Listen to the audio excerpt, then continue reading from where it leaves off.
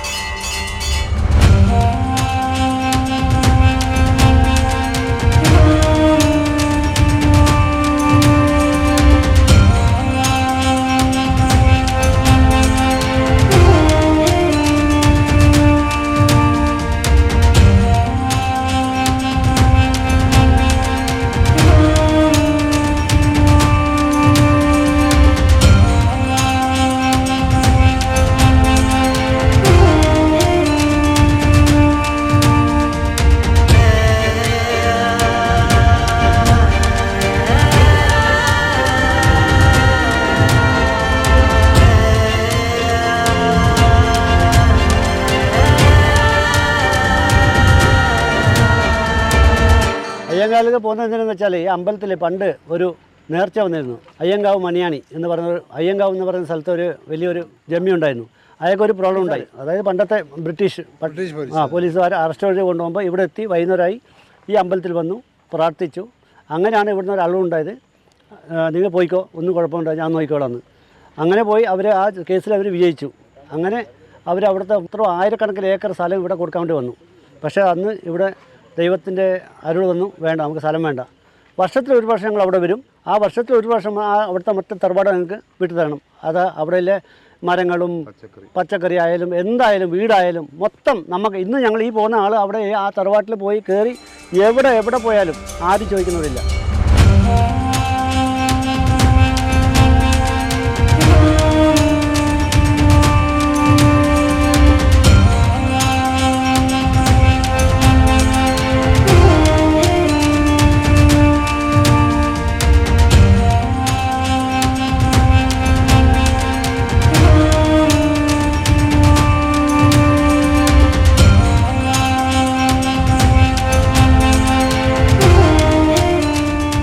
ഒരു വ്യവഹാരവുമായി ബന്ധപ്പെട്ടാണ് ഈ ചരിത്രം നിലകൊള്ളുന്നത്. അയ്യങ്കാവ് കൂലോം തറവാട്ടുകാരണവർ ഒരു കൊലക്കേസിൽ അകപ്പെടുകയും ആ കൊലക്കേസിൽ നിന്നും രക്ഷപ്പെടാൻ ദേവിയെ പ്രാർത്ഥിക്കുകയും അങ്ങനെ ദേവി ആ കൊലക്കേസിൽ പെട്ട തറവാട്ടുകാരനവരെ രക്ഷിക്കുകയും ചെയ്തു എന്നാണ് പഴമക്കാർ പറയുന്നത്. ബ്രിട്ടീഷുകാരുടെ പോലീസ്, ദക്ഷിണ കർണാടകയിലെ പോലീസ് ഈ തറവാട്ടുകാരനവരെ കള്ളക്കേസിൽ കൊടുക്കുകയായിരുന്നു. ഒരു ശവം തന്നെ കണ്ടെത്തുകയും ആ കൊലപാതകത്തിൻ്റെ ഉത്തരവാദി നിരപരാധിയായ തറവാട്ടുകാരനവരുടെ തലയിൽ വെക്കുകയും ചെയ്തു.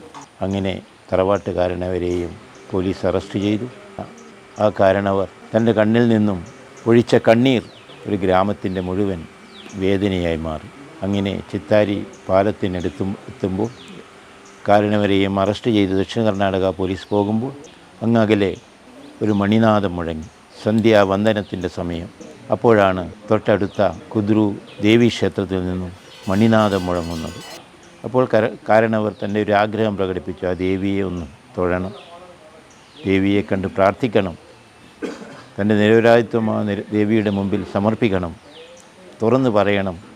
പോലീസുകാരോട് പറഞ്ഞപ്പോൾ പോലീസുകാർ ദേവീ ദർശനത്തിന് അദ്ദേഹത്തിന് സന്ദർഭം നൽകി. തിരിച്ചു വരുമ്പോൾ വലിയ അത്ഭുതമാണ് നടന്നത്. റെയിൽ പാളത്തിനടുത്തുള്ള ഡെഡ് ബോഡി കാണാനില്ല. ഒരു വലിയ നിമിത്തമായി ആ സംഭവം മാറി. ദക്ഷിണ കർണാടക കോടതി നിരപരാധിയാണെന്ന് വിധിച്ചു. അങ്ങനെ അദ്ദേഹം ഒരു പ്രത്യുപകാരം എന്ന നിലയിൽ ദേവിയെ കാണാൻ ചെന്നു. അദ്ദേഹം പറഞ്ഞു, എൻ്റെ ഗ്രാമത്തിലെ മുഴുവൻ വിഭവങ്ങളും ഇവിടെ സമർപ്പിക്കാം, അത്രമാത്രം ഞാൻ ദേവിയോട് കടപ്പെട്ടതാണ് എന്ന് പറഞ്ഞപ്പോൾ ക്ഷേത്രം ഭാരവാഹികൾ പറഞ്ഞു, വേണ്ട, നവരാത്രി കാലത്ത് ഒരു ദിവസം ഞങ്ങളവിടെ വരും, അന്ന് ഗ്രാമീണർ സമർപ്പിക്കുന്ന കാഴ്ചദ്രവ്യം മാത്രം മതി. ഏതാണ്ട് 2000 ഏക്കറോളം ഭൂമി അന്ന് ഇവരുടെ അധീനതയിലുണ്ടായിരുന്നു. ഞങ്ങളുടെ കാഴ്ചവസ്തുക്കൾ എന്ത് വേണമെങ്കിലും ഈ സംഘത്തിന് ഇവിടെ നിന്നും പറിച്ചെടുക്കാം, കൊണ്ടുപോകാം എന്ന് കാരണവർ പറഞ്ഞു. അങ്ങനെ നവരാത്രി കാലത്തൊരു ദിവസം ഈ കുലോം തറവാട്ടിലെത്തി ഈ വിഭവങ്ങളെല്ലാം സ്വീകരിക്കുന്നു.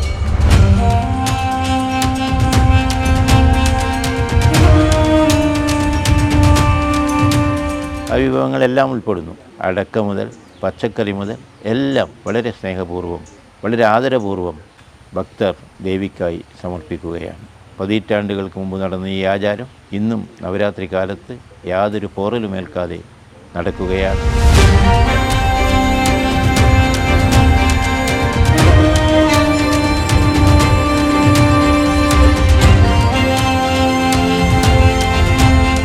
ക്ഷേത്രസംഘം ഇവിടെ എത്തി തലച്ചുമടായി ഈ ക്ഷേത്രം കാഴ്ചദ്രവ്യങ്ങളുമായി കിലോമീറ്ററുകൾ അകലെയുള്ള ചിത്താരി കുദ്രു ദേവി ക്ഷേത്രത്തിലേക്ക് നടന്നു പോവുകയാണ്. ഈ വിഭവങ്ങളും കൊണ്ട് വഴിനീളെ ഗ്രാമീണർ കാഴ്ചവസ്തുക്കൾ നൽകിയും കാണിക്ക നൽകിയും ഈ ക്ഷേത്രസങ്കല്പത്തിന് ആചാരപൂർവമായ വരവേൽപ്പ് നൽകുന്നു.